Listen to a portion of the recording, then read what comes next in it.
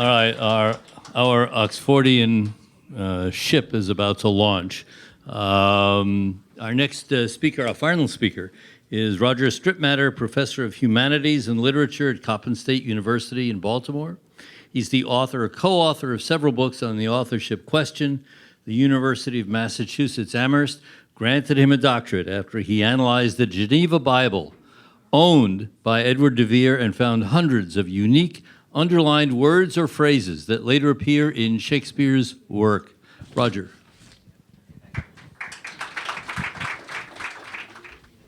This is the story of my personal journey after having read John Thomas Loney's Shakespeare Identified 30 years ago. In 1990, I had just re-entered graduate school for the second time. It would be 10 years labor in the vineyards of comparative literature before I was done. I was inspired by the candor, clarity, and persuasiveness of Shakespeare Identified. In Loney, I discovered a first-rate thinker who proceeded from general principles to construct an overwhelmingly persuasive argument on a contentious but fundamentally important subject. One passage in the book that caught my attention very early is this one, on the nature and uses of circumstantial evidence. And this has already been quoted for you by James Warren.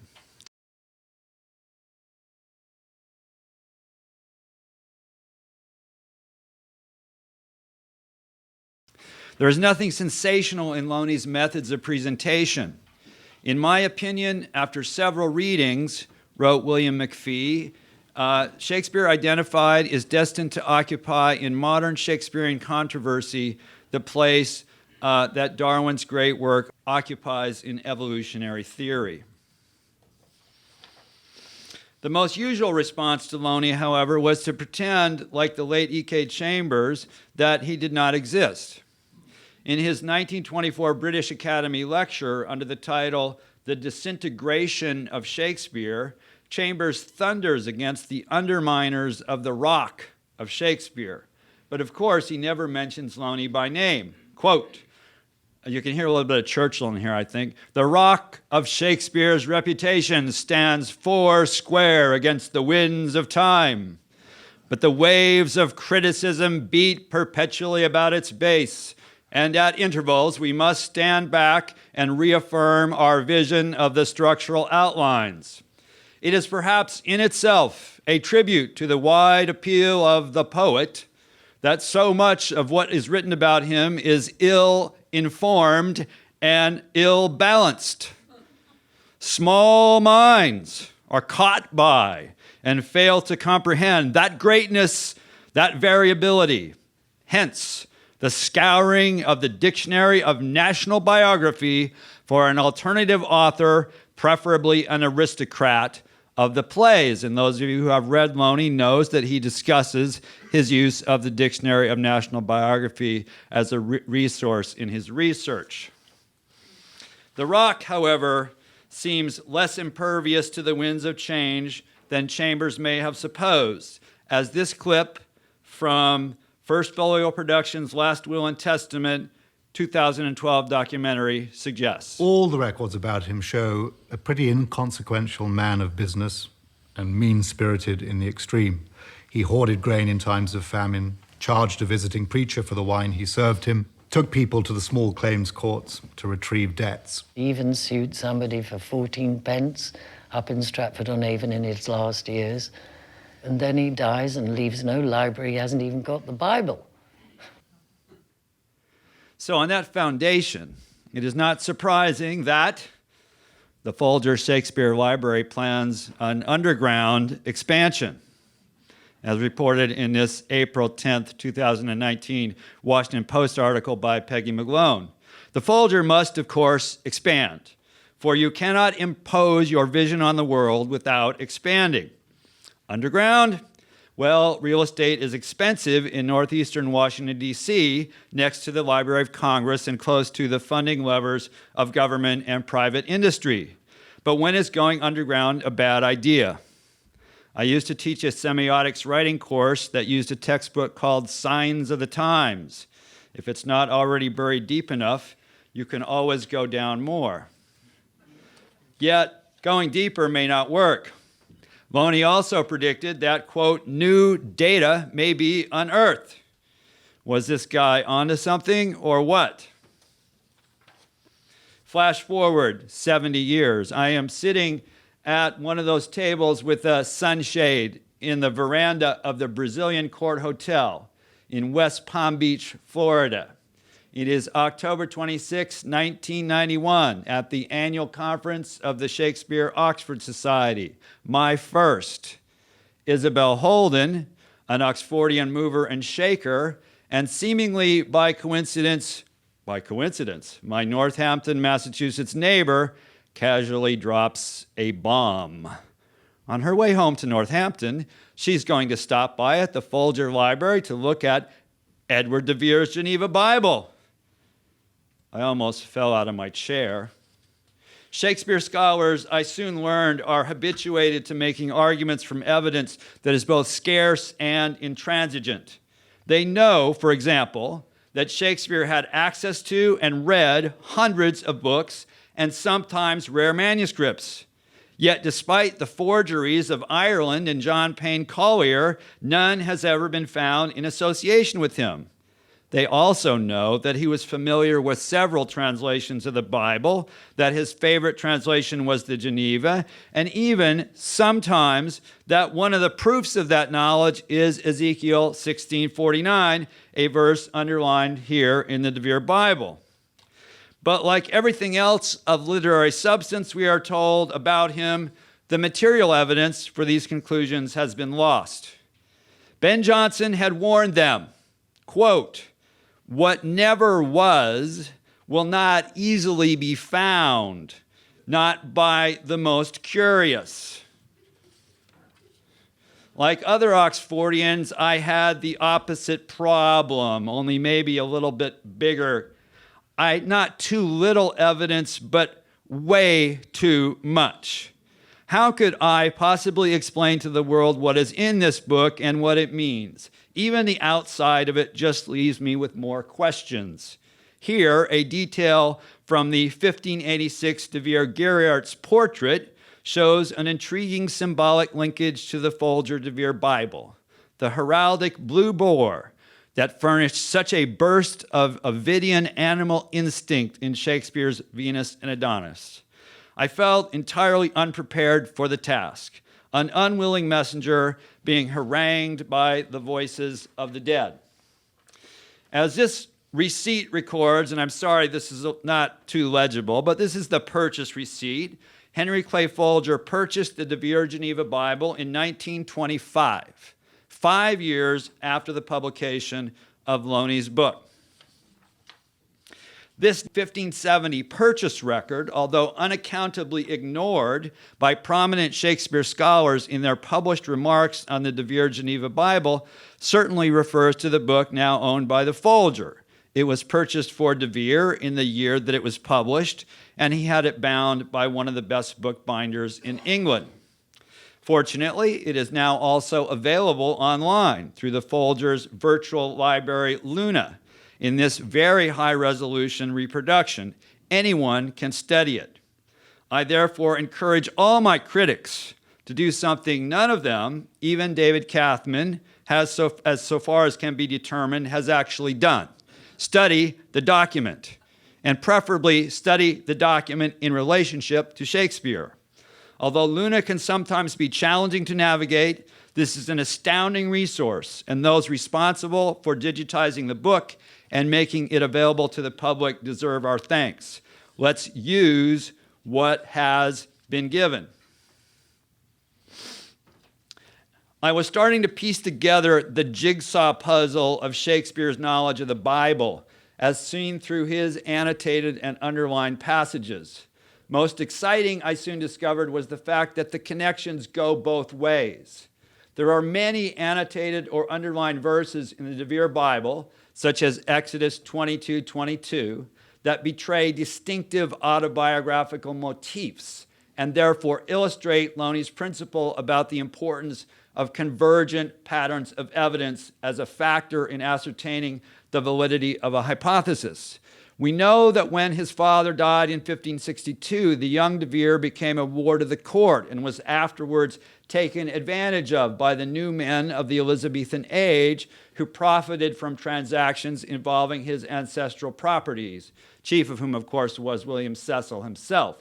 The age of feudal tenancy was ending, and one of the last of the great dynastic earldoms was now effectively in the hands of a 12-year-old precocious idealist and orphan of uncanny genius, another Mamilius or Lucius, for those of you who are familiar with the precocious children in the plays, one with no one he could really fully trust. No wonder he repeatedly underlines passages in the Bible that stress God's special providence towards orphans and widows. At the same time, this emphasis on social justice emerges as a leading motif in Shakespeare's own Bible use, appearing as many as 7 times in the plays, as well as furnishing many plot emphases involving children. The Bible preserves ample evidence of rereading and of the annotator's repeated attention to certain passages, like these from Proverbs and Ecclesiasticus on the theme of generosity. Here, the verse numbers are underlined, as in 196 other verse numbers in this book, in the orange-red ink, while the annotations themselves are in brown. The addition to Ecclesiasticus is a correction of the Genevan translation by the wording of the Latin Bible, suggesting the author's familiarity with more than one translation and his sensitive concern for exact wording. Give not unto thy friend, but unto the poor. Again, we see the annotator's respect for the ideals of social justice and charity found in both the Old Testament and the New Testament in the Bible.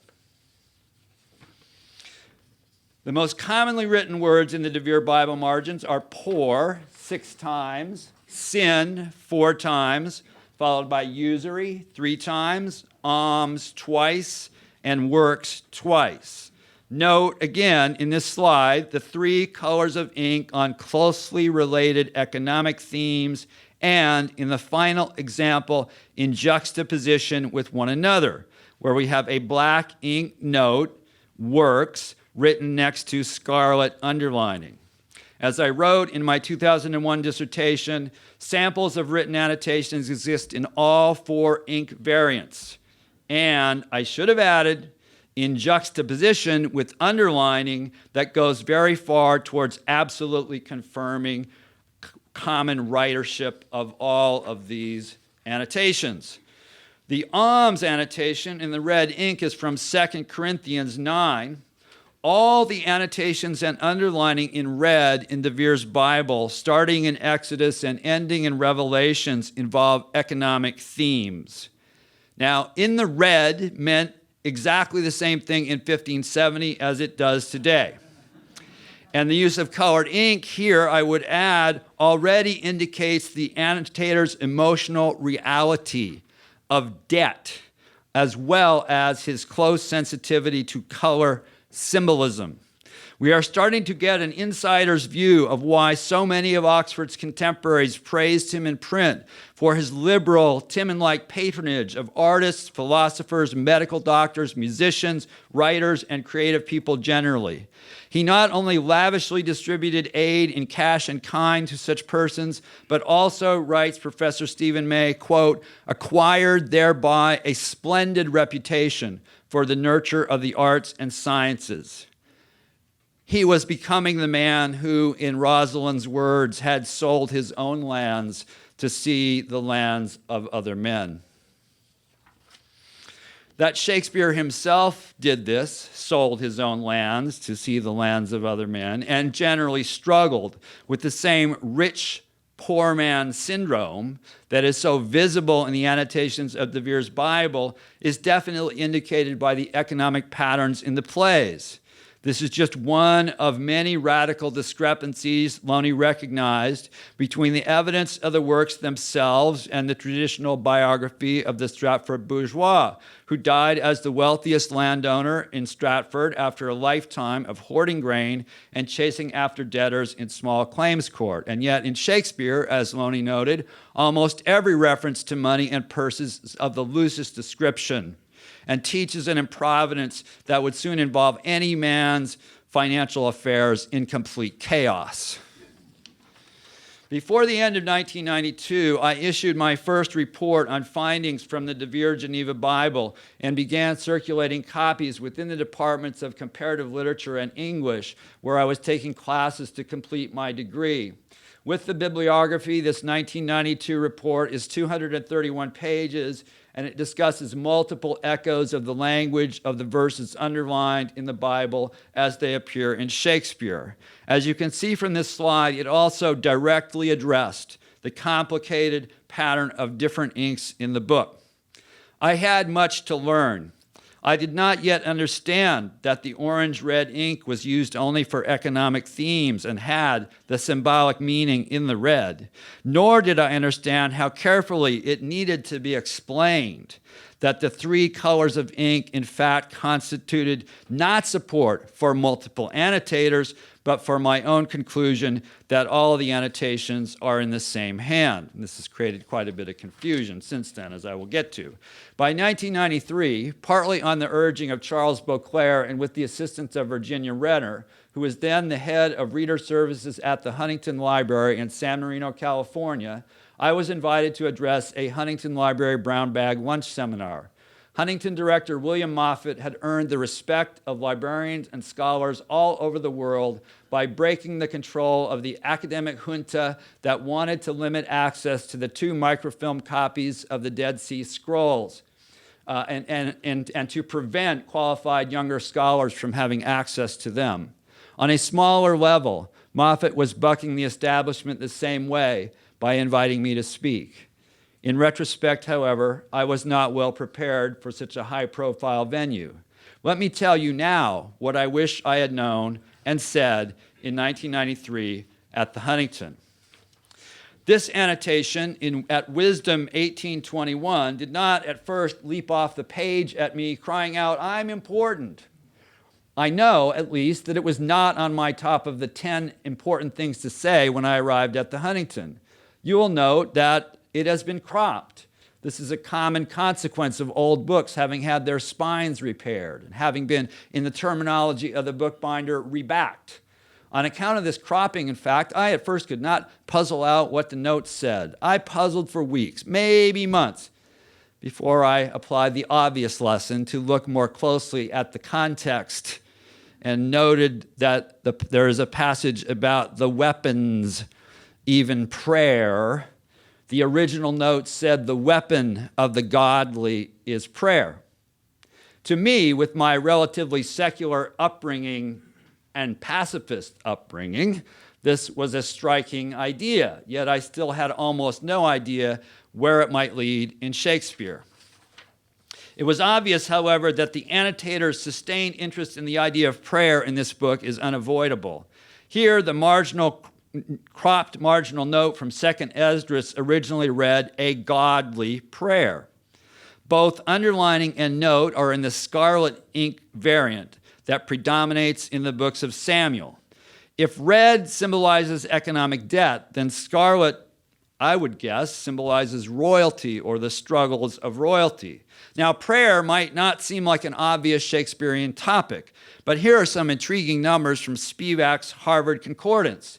Prayer, 48 times. Prayers in the plural, 93 times. Praying, 7 times. And prayer as a verb, more than 22 times. In Shakespeare, this emphasis on prayer is part of a larger and more comprehensive concern with what linguists often call speech act theory. Shakespeare is fascinated not just by prayer, by oaths, swearing, soliloquies, choruses, and speech acts generally. One manifestation of this is the prominent words and swords motif. seen in many of the plays from Romeo and Juliet to Julius Caesar and Hamlet. Will the battle be by words or by swords? My talk includes 3 product placement slides, maybe 2, for books on the authorship question because I have nothing out there, this being the first. You can read Professor Felicia Landre's exceptional analysis on Hamlet, including her discussion of the rearranging of letters between words and swords in this forthcoming Shakespeare authorship source book. Another aspect of Shakespeare's linguistic theory that is annotated in De Vere's Bible is swearing and oaths. Here, the passage about the swearing servant is accompanied by what looks like the visual icon of an ear that has been pierced twice with a hot iron, a form of punishment against actors convicted of slander. The cross-reference just above to Matthew 5:33 refers to one of Shakespeare's most important Bible verses on the swearing of oaths. Many more marked verses in the De Vere Bible sound out this emphasis on speech and speech acts, but none more potently than Wisdom 111. Those of you who have read the sonnets closely may remember Sonnet 76:7. Every word doth almost tell my name, which elaborates and rephrases the marked precept from wisdom that, quote, there is no word so secret that it shall go for naught. Indeed, I would suggest that if you combine the idea written in the margins of Wisdom 18:21 of prayer as the weapon of the godly with this idea from Wisdom 111 that every word counts, even the smallest one, you will have, in essence, in a nutshell, Shakespeare's philosophy of language. So how was this research being received by academia? Well, at first, the news seemed good, and yet, in the long run, it seems that the principle that there is no word so small that it shall go for naught is a difficult one for Stratfordians to learn. This is what Professor Alan Nelson said to me in his first communication on the topic of who annotated this book. I am 99 and 44, 100% certain that the annotating hand is Oxford's. I am 100% sure, if it's possible to be that the Bible is Oxford's. Believe it or not, there were actually Stratfordians questioning if it was really his Bible. When I replied, however, Nelson wrote to me a few weeks later, regarding the thesis of a connection between the De Vere Bible and Shakespeare, I myself do not believe in it. When I replied, asking Nelson why he did not believe in it, he did not reply. So you can see that not only does every word have significance, but very often the absence of words is also a clue. By the spring of 1994, the Folger Faithfull had implemented a counterforce to the unwanted publicity that the Oxfordians were getting. And some of this was my work, and some of it was other work that others were doing at the time, some of which has been mentioned here already. Having first appeared in the Fine Bindings exhibit, the De Vere Bible was now appearing as a star witness in another Folger exhibit curated by Shakespeare Association of America President Bruce R. Smith. Let's look at some chapter headings. From the start, Smith's emphasis on sex in the authorship question seemed, well, maybe a little bit off base.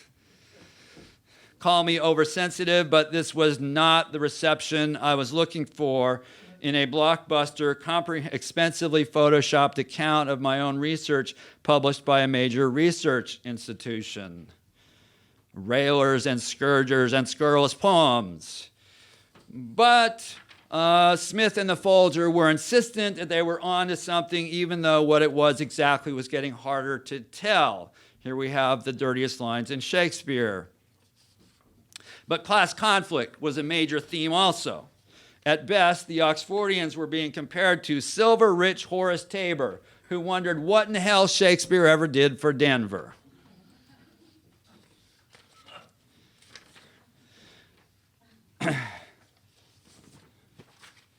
Before Smith had even got to the discussion of my findings, he had thrown all the mud he could find. Not only libertine and filthy rich, post-Stratfordians were also, gasp, Shakespeare's most intractable detractors worse than Voltaire, Tolstoy, and Shaw. This is an example on this slide of what we Oxfordians like to joke about, the anybody but Oxford argument. Right on cue, we've got 50 claimants. So having prepared the reader by kneecapping my argument with this series of ad hominems, Professor Smith concludes that my research was based on evidence that actually showed that the annotations were made by someone sometime before the Bible was bound for the Earl of Oxford. Right. We just threw the dart, and it landed by accident on the bullseye of a book that Smith's team can't even seem to find. Excuse me, but where's the Stratfordian Bible? Both Vanessa Redgrave and I want to know. Plutarch, Herodotus, Chaucer? So to reach this conclusion without any further complication from contrary evidence, Smith ignored the 1570 Bill of Sale, incorrectly dated the book to 1596, all published by the Folger, mind you, and suppressed the obviously complicating fact that the Bible had been rebound to replace the spine sometime since the annotations were made. So you can see the rebinding very clearly here. It's probably been rebound more than once. This is probably from shortly before Folger bought it.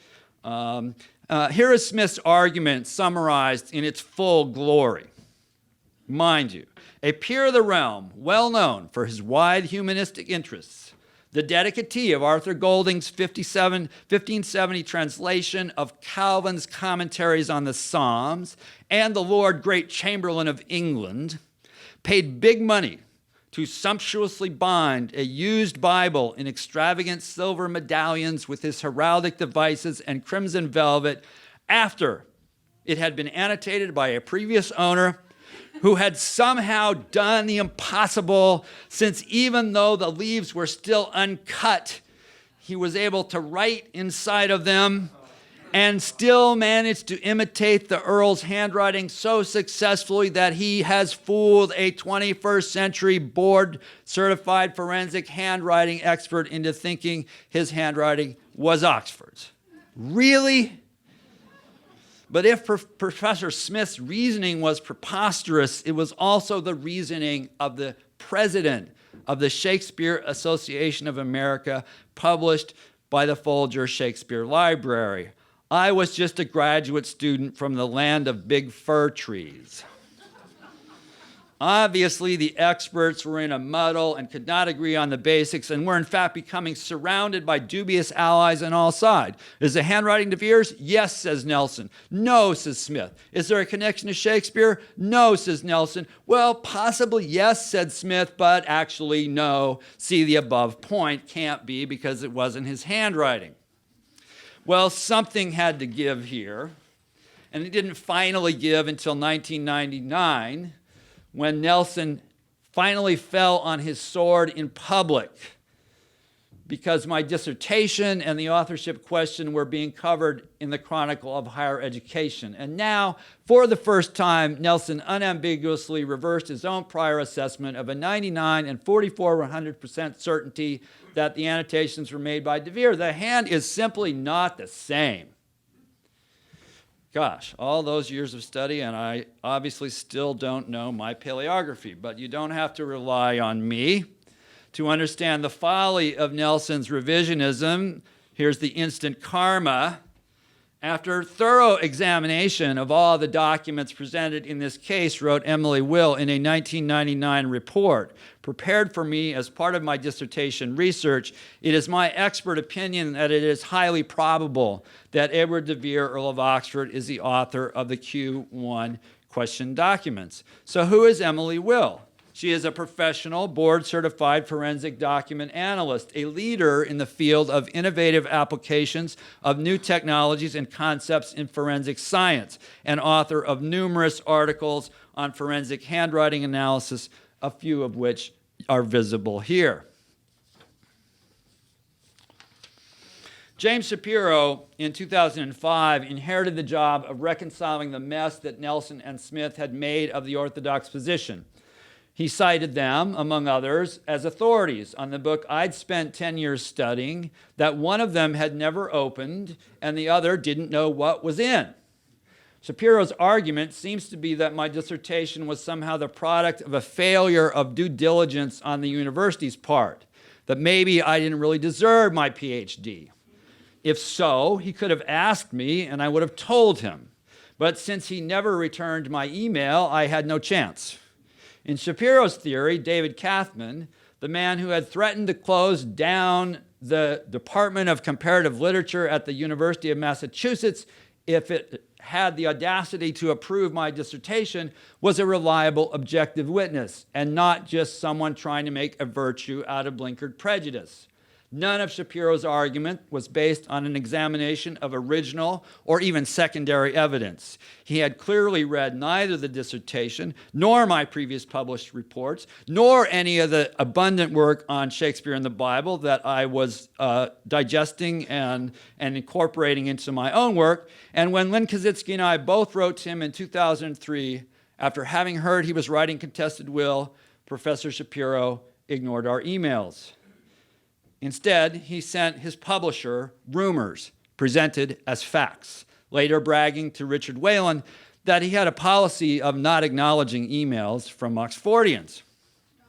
Perhaps it is this habit and the ideology it reflects that explains why Professor Shapiro, at least from my point of view, knows so little about so many of the subjects he writes about. By the time Professor Shapiro got around to claiming in 2005 that, quote, only about 10% of Shakespeare's Bible allusions are marked in the Bible, and again, I would just like to say, well, how many are marked in the Bible that you have? I was well into my run in the peer-reviewed journal Notes and Queries of a series of 8 articles on Shakespeare Bible allusions. All of them were based on what I learned from studying the annotations and underlinings in de Vere's Bible. It was, as Mark Anderson said, the answer key. Likewise, Richard Waugeman's The Sternhold and Hopkins Whole Book of Psalms is a major source for the works of Shakespeare, became one of the most frequently read articles in Notes and Queries since the journal has kept records, because it used the annotations of the de Vere Bible to generate new discoveries about Shakespeare's use of passages from the Psalms, and proved that Shakespeare, more often than had been previously known, remembered the metrical psalms bound and annotated with manicules like the one that you can see here, this little pointing hand in the de Vere Bible. In fact, over half of Shakespeare's most frequently referenced Bible passages are underlined in this book, and what is missing belongs to the same data set as is evidenced in many ways. How many articles has Professor Shapiro written on Shakespeare and the Bible? None, according to the World Shakespeare Bibliography. And that goes also for David Kathman and all of the people he was citing as experts. So we have found an annotator who was wealthy but had financial problems. He is sensitive to the needs of the vulnerable in his society. He is interested, and this is not an exhaustive list, this is just what we've seen in prayers, swearing, and oaths, and is exploring the principle that prayer is the weapon of the godly and that no word is so small that it shall go for naught. We could say a lot more, but this is a good start. And now I'm to the slides that you have the handout for. I do have one beef with Looney. Asked why de Vere would keep his name secret, Looney, in essence, at least in one place in his book, replied that the answer was de Vere's business. I think we need a better answer, and we've heard some better answers already today. I want to give you another better answer. You have the material of these final slides in your handout because I want you to read this evidence closely and ponder it. I believe the entire argument is here, both explaining why de Vere didn't put his name on the works and paradoxically providing an essential proof that he wrote them. These verses, Matthew 6:1-4, are an admonition to humility in doing good works. Don't blow your trumpet in the marketplace. Instead, give your alms, it says, in secret, and thy Father that seeth in secret, he will reward thee openly. Here it is as surviving in the Vere Geneva Bible with those 4 little lines under the verse numbers in that same familiar red ink we have seen from Leviticus onward, and writing the word alms and another 192 verses dealing with economic themes in this book. Here, the economic question, the giving of alms, merges with problems of representation, agency, authority, authorship, and ethos. As I define the significance of these verses in this book on the Edward de Vere poems, here's my second product placement slide. I said to any 16th century reader who remembered the story of the early Protestant William Tyndale's anonymous and banned 1525 English translation of the New Testament, Matthew 6:1-4 expressed a momentous significance. Asked why, against the edicts of Henry VIII, Tyndale had published a Bible translation without putting its name to it, his published confession cited Matthew 6:1-4 in his defense. I was going to put in the quotation here. I'm sorry I didn't get it. But that is available. But in order to understand the full significance of Matthew 6:1-4, we have to take a little segue here into history. We've heard already a little bit today about the first folio, published in around October 1623, near the end of the year. The Folger Library's 2016 First Folio Tour purported to, quote-unquote, contextualize this book. It failed to do so. Let me do so now for you in one small way in the next few slides, which, let me remind you, you have in your handout. In this book, Honor His Perfection, published within months, if not weeks after the first folio, de Vere family historian and Essex faction confidant, Gervaise Markham, makes pointed reference to Matthew 6:1-4. Markham introduces by his wording a chiasmus in the original, claiming here that the trumpets of the good works of de Vere are so loud that all ears know them. But let us see what he follows this with and whether it can help to explain his intent on making this reversal on a well-known biblical text. I did not understand this, by the way, when I wrote my dissertation. It is only recently, in the last few years, that I have understood the full significance of this, with the help of Heidi Jean Jansch, and I'll show you her website in just a minute.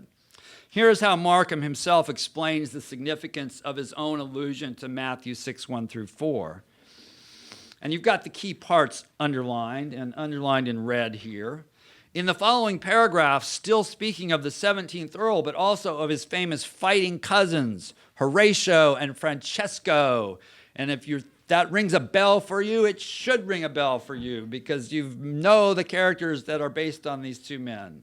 So he declares that, quote, the story of Vere contains a pretty secret or mystery, which is the mistaking of names, or the fact that one name may contain another. Therefore, reasons Markham, quote, in truth and true meaning, those are both Vere puns, right? The name of Vere should ever be included with other more trumpeted names, and the sense so read, the story is perfect. I mean, I couldn't have written this myself. It is so unbelievable. Thank you, Heidi Jean Jansch, for her excellent work, which you can read on Heidi's Hidden Epitaph blog. And Heidi also recommends Looney, as you can see. Justice Stevens is still asking this question. He still wants to know, you can attack a man's character or his ideas in the abstract all you like. You have something to offer to the discussion when you can actually answer your opponent's question in a credible way, which I take it Professor Shapiro cannot. If you cannot, you are engaging in academic puffery, in my opinion. So here's my letter from Justice Stevens. You can read it for yourself and decide whether you find it more interesting than Professor Shapiro's invidious personal attack on Justice Stevens in the New Yorker magazine. In time, more and more traditional scholars will be compelled to recognize the force of the evidence you have assembled in support of the Oxfordian position. Yup, new data may be unearthed. And I just put Archimedes in there because I thought, that's how I want to go to work too. Thank you for your time and attention.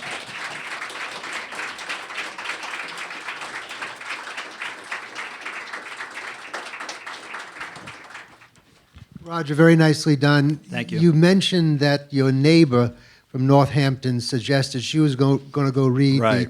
the Oxford Bible. How did she come to be aware of its existence, and why does she think it had significance? Right, very good question. I had to compress a lot into a half an hour. And so the Folger in 1991, for the first time, I believe it was for the first time, put the Bible on display in a display of the fine bindings in the Folger Library. And the line that I recall from it was, the tagline was, "Don't trust a book by its cover, except in the Folger fine bindings exhibit," which is a little ironic. When I spoke to Isabel Holden after she got back, she had noticed that there were these manicules or pointing hands in the Psalms, and she had written down what some of the Psalms were, and we went over them together in her kitchen over tea in Northampton, and we agreed that it was probably worth a visit to look at more. To my knowledge, she and whoever she spoke with at the Folger were the first to realize that there was anything really written in the book. So it's basically sat in a cardboard box for, 60 years, 60 or 70 years, yeah. Yeah, given the importance of Oxford's Geneva Bible, I wonder what Looney would have thought about it. I assume he did not know about it, of No, course. he didn't, yeah. And this is not a trick question, by the way. Okay, thank you. I appreciate I'm it. not going to play trickery here. I think on that index where the author had Catholic leanings, I think he would have tweaked that today Yes, to read. probably. And I've talked with this about a Stratfordian who's a pro-Catholic bard, sympathizer at least, Leo Doherty. Yeah. That he should have said something like, he's a non-sectarian cosmopolitan Protestant who loves Italy, I agree. And now, one last thing. On the Venus and Adonis, Richard Field was a fanatical Protestant joined to the hip of Burleigh, and as was John Clapham.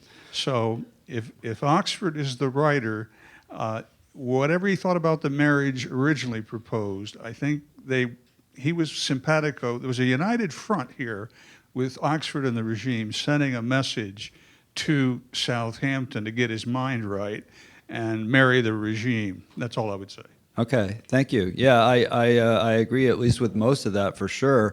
I do think that the Catholic bard exponents are not dealing with the reality of the improbability that a serious crypto-Catholic would make the Geneva Bible the Bible that he read most often. And yet in this Bible itself, we can see the annotator's openness to Catholicism. He's reading the Catholic Bible also, and in at least one case is giving what he thinks to be a correction.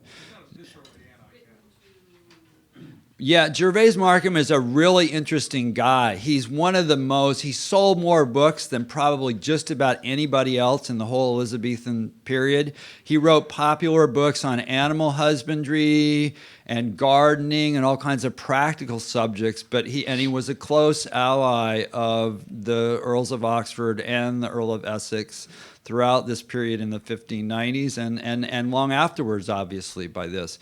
Since you're looking at that title page, where is it printed? At the very bottom.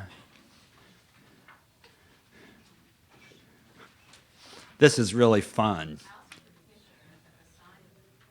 The Sign of the Talbot.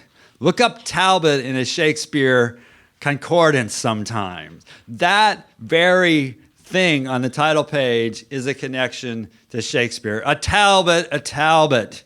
It's the name Talbot has a kind of is a heroic, magnetic figure for Shakespeare and for that group. He's part of their ancestry that they're claiming, even by means of the location at which the document was printed. Well, he's honoring all of these families. Oh, it's just it's a family. And he has significant sections on all those individuals named in the front, and then I don't know how many others, but one of the others on page 17, interestingly enough, he gets into the 17th Earl of Oxford, and he has this long thing about the alms. When I first brought this forward, I had an Oxfordian from England said, well, he couldn't have been talking about the Earl of Oxford because he was a broke, no good guy, right? So, but yes, it's not any doubt who he's talking about. Right. So the larger context, which Peter has really drawn our attention to, is the Spanish marriage crisis is blowing up right at this time, and so it's not just the Essex Rebellion, but this is sort of the same group a little bit further along who are opposing the marriage, and the first folio is a part of that opposition to the marriage, actually.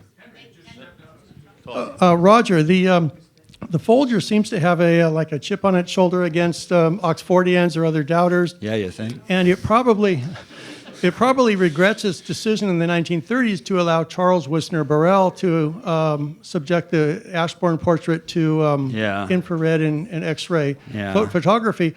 But isn't it making the same mistake now by posting the Geneva Bible online after your dissertation has come out, pointing out the connection between the Bible and Oxford and Shakespeare? Well, my guess would be, I don't know the facts of how this happened, but my guess would be that there was one or two, or maybe more than that, sort of far-seeing people at the Folger who most likely don't work there anymore, who said at a certain point in time, we really ought to do this. There was a lot of people wanting to come and look at it. And so, I think they made the decision, and I love it. Over the years, I took many photos. Now, when I want to show something from the Bible, I go straight to the Looney copy because I can get a much higher quality resolution photo off of that than anything from my archives. And anyone can do that. Yeah. Yeah, I wasn't going to ask this question, but then Jim brought up the Folger. And is there any prospect that they will ever let an independent third-party scientific group look at the Ashbourne portrait? Good question. I think it's something that if you look at that painting under highlight, you see something about it that is very striking, which is that it looks like it's been dinged and scraped and repainted and dinged and scraped and repainted more than any other painting from that period that I've ever seen. There is a bad history about that painting because when Charles Wisner Burrell succeeded, and he showed a number of key things. He was wrong, I believe, about what was the overpainting of the coat of arms, but you can see the boar ring on his photograph, and there's also a lost Cornelius Kettle portrait of the Earl of Oxford that answers to. And Dorna Bewley and I think it's Peter Crick, his last name is Crick, in the Vere Society newsletter have written an absolutely tour de force short article on the whole history of the Ashbourne portrait.